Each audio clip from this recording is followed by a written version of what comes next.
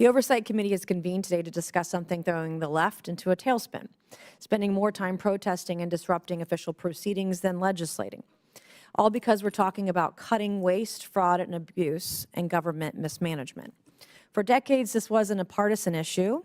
You know who championed cutting back on waste, fraud, and abuse? No other than President Obama and Joe Biden. In 2011, Obama signed Executive Order 13576 to create a Government Accountability and Transparency Board under Joe Biden's watch to root out waste, to root out fraud, and to root out abuse in federal agencies.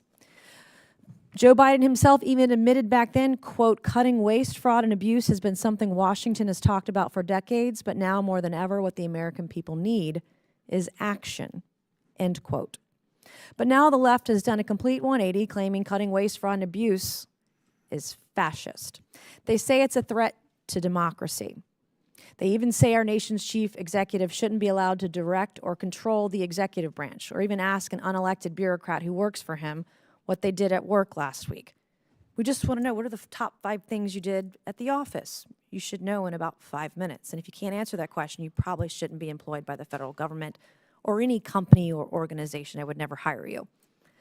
Their disruption has nothing to do with policy and everything to do with Trump derangement syndrome. And I fear that their disruption is pathological. It's about their need to oppose anything tied to President Trump.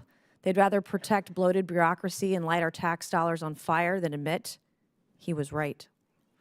So I'll repeat, they have Trump derangement syndrome, and I fear this is terminal.